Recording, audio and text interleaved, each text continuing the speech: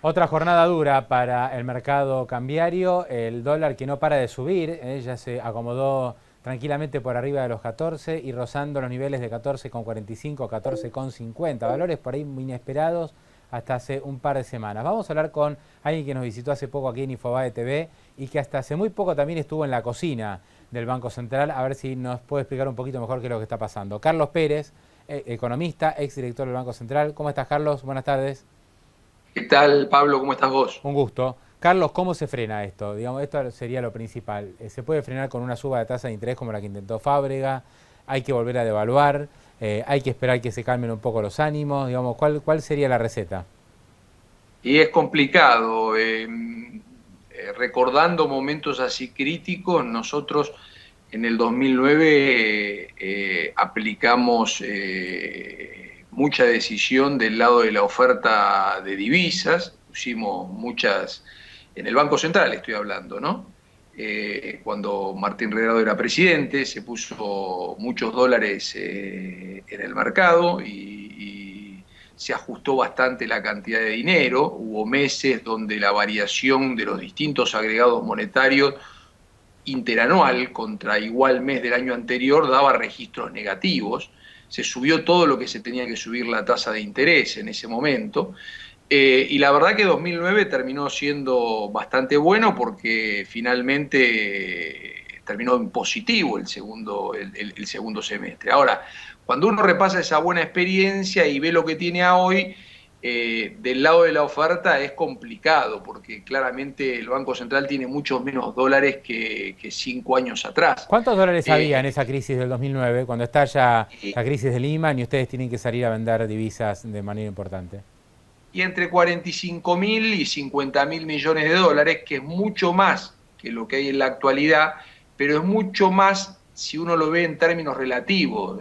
Digo, vis a vis, esos dólares con los pesos que había en ese momento eran mucho más que los menos dólares que hay ahora con la cantidad enorme de pesos que hay hoy. Sí. En el relativo, claramente, la situación era mucho más cómoda para manejar el riesgo cambiario de ese momento. Bueno, Entonces, eh, sin miedo a equivocarme, Carlos, yo no tengo las cifras aquí, vos por ahí tampoco, pero me parece que en cantidad de pesos, ¿no? Lo que es la base monetaria, que es un cálculo que se mira normalmente, hoy debemos tener por lo menos el doble de los pesos que había en ese eh, momento, o más. eh, más de 3 veces. 3 veces lo que había en el 2009.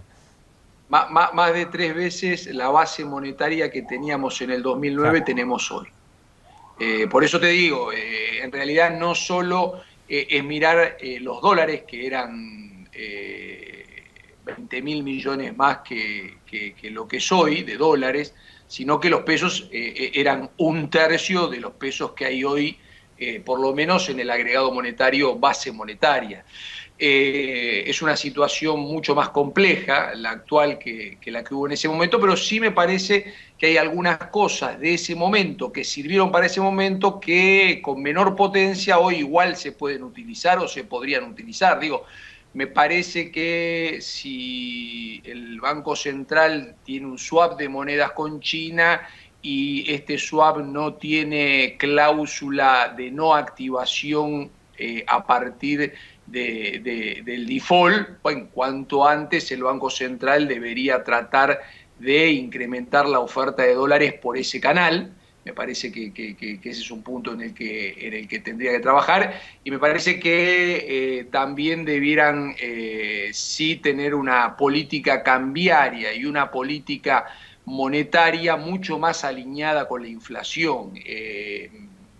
Hasta un mes atrás la inflación estaba en el 40% anual aproximadamente, la tasa de interés que cobra un ahorrista en el 20% anual, la mitad, y se quería devaluar en términos oficiales al 10% anual. Eso claramente es inconsistente. Me parece que tanto la tasa de interés que reciben los ahorristas como la tasa de devaluación oficial tiene que estar mucho más alineada a la tasa de inflación. Digo, me parece que estas serían los dos primeros puntos a los que le prestaría bastante O atención. sea que Digo, por un lado, la tratar tasa de de interés, activar. Carlos, la tasa de Sí, interés debería irse a no menos del 35% para un ahorrista, digamos.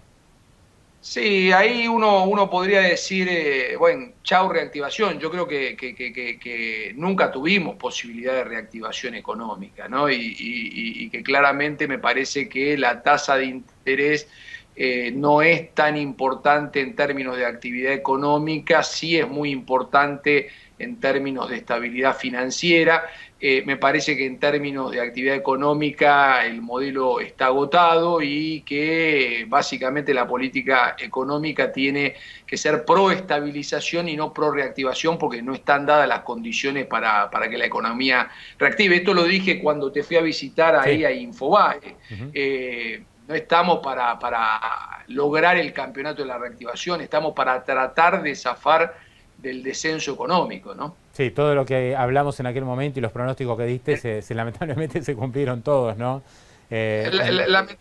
Lamentablemente sí, pero creo que como vos bien planteabas al inicio, me parece que qué hacer hacia adelante. Bueno, el gobierno deberá repasar lo que hizo en su historia. Creo que el 2009 fue un buen año para el gobierno en materia de estabilidad financiera, en materia de estabilidad monetaria.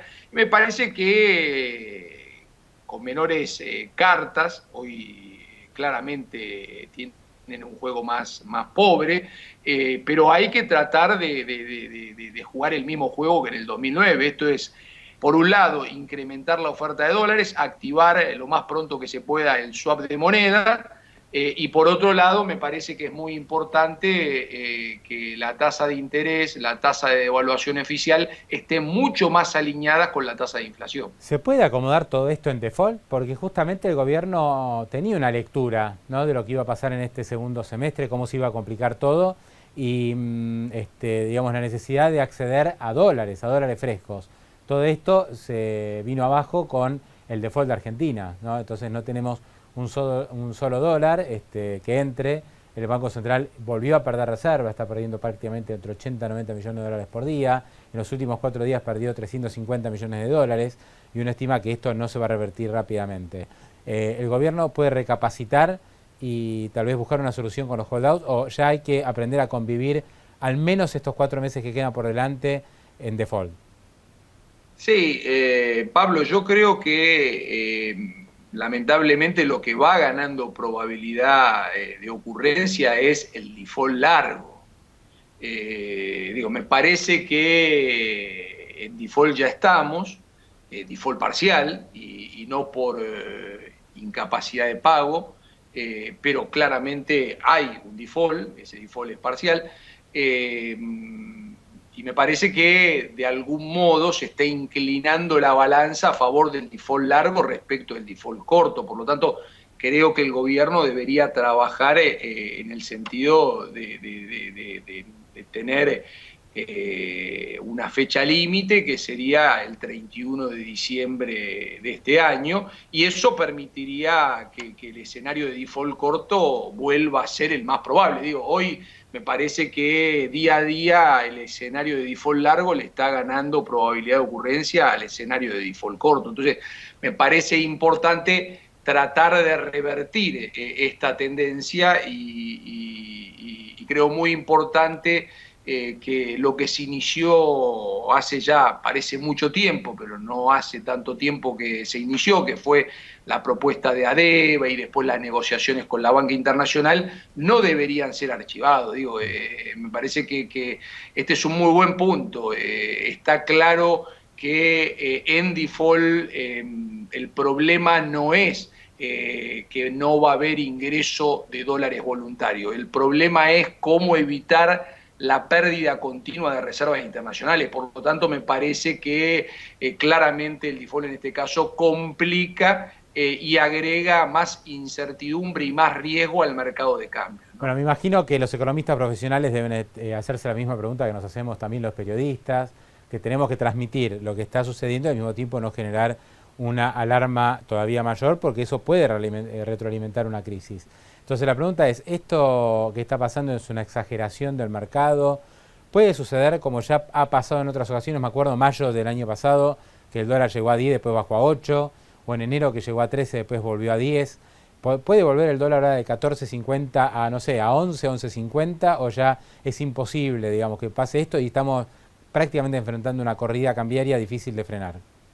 No, a ver, es más difícil porque en realidad tenemos por delante el segundo semestre de año y ahí claramente, digamos, del lado de la oferta de dólares, como vos bien decías recientemente y te preguntabas hasta qué punto el default que estamos transitando no complica la oferta de dólares y claramente la complica.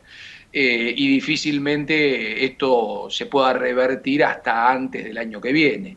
En materia de pesos, la necesidad que tiene el sector público de pesos desde el Banco Central de la República Argentina es muy voluminosa de acá a fin de año. Por lo tanto, digo, es muy difícil ver retrocesos, digamos, en la paridad de los mercados alternativos al dólar oficial. Digo, me refiero al dólar blue, al dólar bolsa, al dólar contado con liquidación. Digo, me parece que acá lo que hay que trabajar es en evitar espiralización y es eso, Claro. básicamente, el Está objetivo está clarito, está clarito. que trazar el gobierno. Claro. Pero de todos modos, déjame Mm, decirte algo que me parece sí. importante. Digo, uno cuando pasan estas cosas, rápidamente empieza a comparar respecto de otros periodos muy críticos, como 1989 o como 2001 y 2002. La Argentina está muy lejos de un proceso hiperinflacionario como fue el de 1989. Esto de algún modo me parece que es tranquilizador. Sí está en una nominalidad creciente de la economía, pero muy lejos del fenómeno hiperinflacionario de 1989. Y la crisis de 2001-2002, recordá que fueron 4 trágicas ¿no? Los depósitos acorralados, la desdolarización, el default y la devaluación. Me parece que ahora la única D que corre riesgo es la D de devaluación. Digo, estamos ante un escenario no bueno que puede empeorar, ¿sí? Que puede llevar a una nominalidad creciente de la economía donde la variable iniciadora de esta nominalidad creciente es la variable tipo de cambio. Esto es básicamente el estado de situación en el que nos encontramos hoy y me parece que si esa es la variable iniciadora hay que trabajar del lado de la oferta de dólares, viendo qué dólares se consiguen, viendo si se puede activar el swap de moneda con China y del lado de la cantidad de peso hay que tratar de tener una política bastante más restrictiva en lo monetario con una tasa de interés que esté más alineada a la tasa de inflación. ¿Te había pasado, Carlos, en algún momento en el Banco Central o recordás alguna escena como la que tuvimos este mes, donde el central baja la tasa y a las 2 semanas la vuelve a subir? Me parece que es algo inédito, ¿no? Lo que es una programación monetaria que lleve algún tipo de tranquilidad o darle señales, digamos, a los inversores. Uno ve, no sé, la Reserva Federal norteamericana hace planes de 3 o 4 años, ¿no? Sí, Brasil sí, empezó a subir la tasa, lo hizo muy lentamente, ahora la estabilizó. sí. Muy raro ver sube y baja en un mismo mes. Sí, yo hoy leía en los sitios web básicamente que el ministro de Economía hablaba de que el Congreso no se tenía que transformar en una escribanía, o parte del Congreso no se tenía que transformar en una escribanía de griesa.